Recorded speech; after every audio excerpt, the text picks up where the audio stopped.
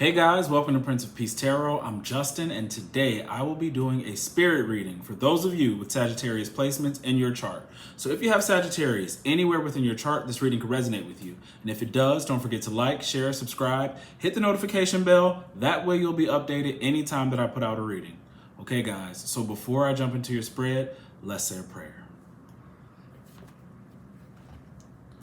I praise the creator of all, supreme, omnipotent, and in all things. I praise all of the high and virtuous spirits who have walked the way of eternal light and love. I praise all of our ancestors from Mother Africa, who is the mother of the entire human race. I praise all of the spirits who died during slavery, in the Middle Passage, around the world, here in the United States, during Jim Crow, and today. Great Spirit family, since you are free of body and form, we know that you now have greater wisdom and greater power. We ask that you hear the call of your child and come protect us. Use your greater power and influence to help us solve our problems of money, health, family trouble, and racism. We ask that you somehow give us a sign that you are pleased with your children and that you are receiving our worship. Benevolent ancestors, open the gates of wealth to our people and guide us in the wisest and most effective ways to help all of Earth's children live harmoniously. Help us to remember we are part of the whole, part of God, part of each other. Ashe, ashe, ashe. All right, guys, let's get into this 3-card spread spirit reading, okay? And I am using the Threads of Fate Oracle deck, okay? And we got your cards out. So let's begin with card 1. And it is trust, okay? So let's see what Spirit is trying to tell us with trust. Okay, give me one sec, guys. Let me get this for you. Trust. It says, this card indicates a time where letting go of your human thinking and having faith will serve you, okay? People can confuse surrender and trust, lumping them into the same idea.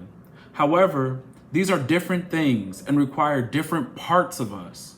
Surrendering often feels darker and like you're submerged, unable to see the light at the end of the tunnel. Its lesson is a teaching in rebirth. The rebirth can only happen when you surrender to winter without expecting spring to come around. It's a lesson in adapting, okay? A lesson in adapting.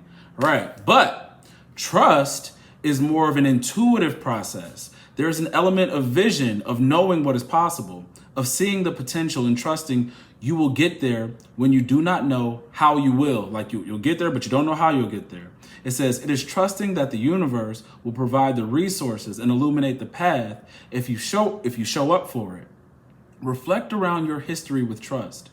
Do you have evidence of how trusting can bring about magical solutions? If not, at what point in the process do you give up? At what point in the process of trying to trust do you give up? Okay, trying to trust the universe. Now this is great because we know that this is energy that a lot of you all are going through. That void energy. And remember, I told you void is the darkness, it's feminine energy, it's the rebirth that's happening to you. The reason why you guys are going through that Groundhog Day where you feel like days are repeating and you're not making at this time or at that time, because I don't know if you're coming out just yet, you could not be making certain connections or not wanting to be around people because it's the birthing, all right? You need not be harmed by any other energies. So what it was saying was, though, that not only is it a rebirth, but it's a lesson in adapting. See, this might not be the only time, and it won't be because you're still alive, that you go through transitions and change. And that this isn't the only time that it will be a time of silence. It won't be the only time where you can't do what you want. So you have to sort of adapt to the circumstances of not being able to do what you want. But what can I get done with whatever I have and where I am? That's the surrender part. So there's a lesson in that. It's a lesson in rebirthing and a lesson in adapting. Then you have trust. Trust is saying, now from that surrender where you were in the dark, I'm going to give you a little flash of light, okay? And this light is showing you that it's not always going to be dark. And here, you can go out this way. This is a path out of the darkness. But see, It reminds me of the last reading that I did where the moon in reverse was your last card. It wasn't like the sun was your last card where you see everything. The moon in reverse, meaning what was hidden is now revealed, but revealed to a certain extent because the moonlight does not offer as much brightness as the sun, okay? So right now you're getting these flashes of what could be, what will be, right? This is the reason for the preparation. Okay, and it's the same thing. Sorry, guys, we got sirens. One sec. It's the same thing that's happening when you guys are meeting new people or these dates and times that I keep seeing coming out, these winter, fall dates. Sorry, this just keeps. I'm gonna have to close the window next time, guys. I just like to feel the air. These winter, fall dates that are coming. I think even when you meet these people or you start these new jobs, that's just the moonlight showing you the beginning. Then there'll be probably another little dark period that'll come. Maybe not as long, okay? And then there'll be some more light. It'll be step by step by step into more and more greater things. You could find flashes of moonlight going to multiple places, being able to do multiple things, okay? So just get in this energy of understanding that you are okay. That the darkness isn't a scary place, that the way will be shown, and that you can trust. And then the other thing they want you to tell you is that you've been here before. So remember another time. Guys, I can't. Whew. Sorry. Remember another time. You should remember another time where you were required to trust. And you said to yourself, oh, I actually got what I was looking for. You know, I had that moment of I was having moments of weakness, but I held on to my faith and it actually came through. Okay. So I want you to remember that, or remember, like it said, when you started to lose faith and it all started to break down. Okay. Remember at what part or points in that trusting part where you're like ready to give up. And try to remember, see, that last time I shouldn't have gave up and I won't do it this time. Push through that, okay? Your second card is Ancestors. Ancestors. Okay, so let me get this for you. 1 second. Okay, Ancestors. We got 89. Ancestor says, this card is encouraging you to deepen your relationship with your ancestors, okay? And bring whatever you want guidance on to them. If you have not already done so, making an altar just to your ancestors is a good way to begin. You can ask them what they want as offerings and put pictures, if you have them, or symbols of them on it as well. It may be a good idea to take a pilgrimage, if possible, to the place that they once lived. If not, learn as much as you can about them and where they come from. You may ask them if there is any healing that you can do for them. It is important to honor our ancestors and and where we come from, okay? Do so however you can. It says this card may also signal a need to tend to our ancestral trauma, all right? It says we can inherit the suffering of those in our lineage. This is an opportunity for you to remove blocks from yourself, but also to release your ancestors from the trauma as well. It reverberates down our entire lineage. So while we may view it as something that hinders us, try to view it as a way of healing more than just yourself, okay? Healing your own trauma is also going to heal that of your ancestors. So view it like that. And especially if you feel like there's something wrong with me. It was like, no, this something wrong has been in my line and I'm going to heal it for me and I'm going to heal it for them. By healing me, I do heal it for them. So sometimes we can become reliant on the guidance of others. It is important to remain sovereign and independent when holding counsel. Understand that working with your ancestors is different from working with other guides or allies. Okay, they will have their own opinions about you and your life. You may need to use discretion. That's why, guys, when you hear me pray, I always say to my benevolent ancestors, known and unknown. Okay, and not in this prayer, I didn't say that. But when I do the regular tarot readings, I always say benevolent ancestors, known and unknown, because you don't want to call on ancestors who were not benevolent, who lived, crazy lives, or, were just could be evil, could be wrong, whatever they were. You don't want to bring them in, because then you're going to have that spirit around you influencing you. So yeah, always call on the right spirit. Also, it's crazy that this is coming up, because no matter what oracle deck I'm using, I always get like ancestral cards coming up, and about healing traumas, about your ancestors apologizing for what you have to go through, but that I feel like you've said that you would heal it, before you got here. You kind of made that contract and said, hey, I can do this. I'm strong enough for this. Okay.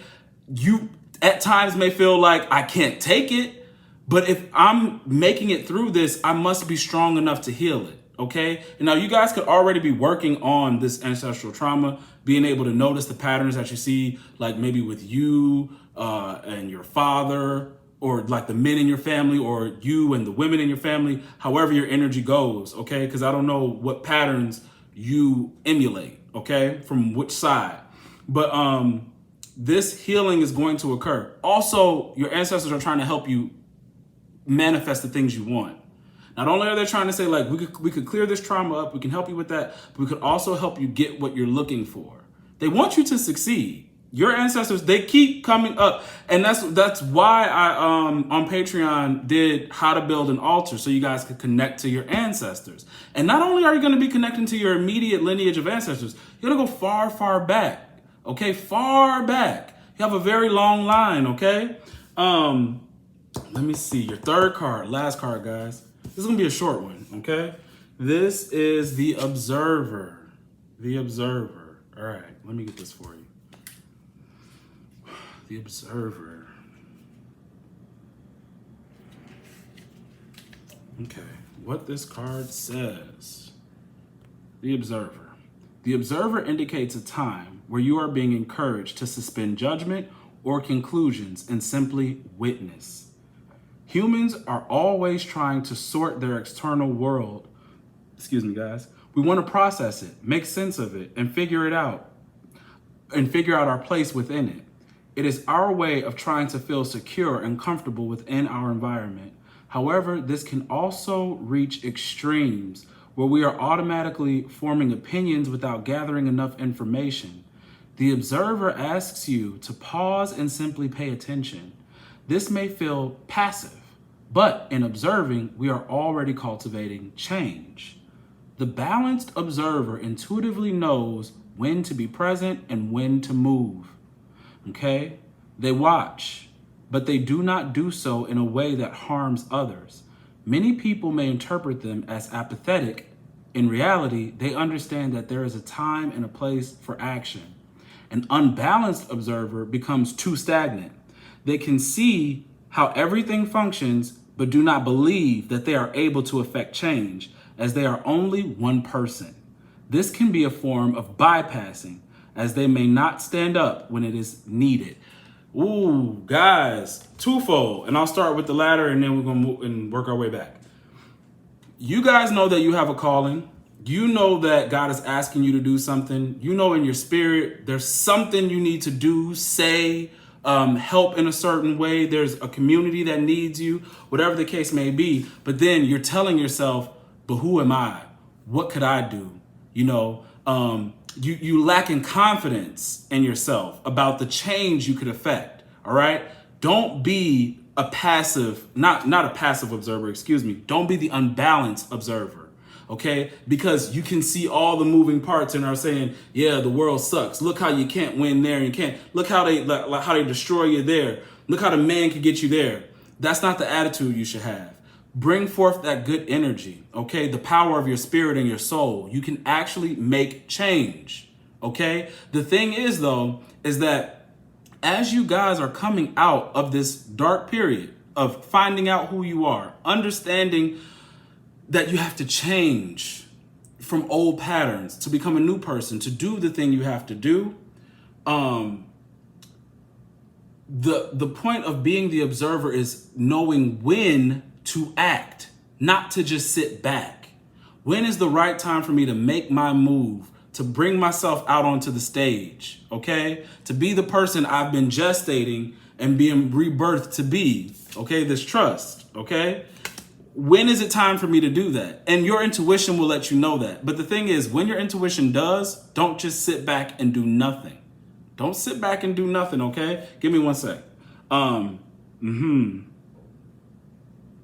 Simply pause and pay attention, because on the flip side, from being so uncomfortable in the darkness, you could be trying this and trying that, or maybe I'm supposed to go here, maybe I'm supposed to go there, maybe this and maybe that, and then causing yourself anxieties or just short-term failures, burning yourself out, when really you should just be really understanding, okay? Because for a lot of you, I keep getting like, you need to do some research, some study, and watching, because some of you may do what is already done. You may be taking over positions that people are misusing and mishandling, and it is important for you to watch their mistakes, to understand their failings, to know that when it's time for me to step up in this area, I know I won't get caught up in that trap.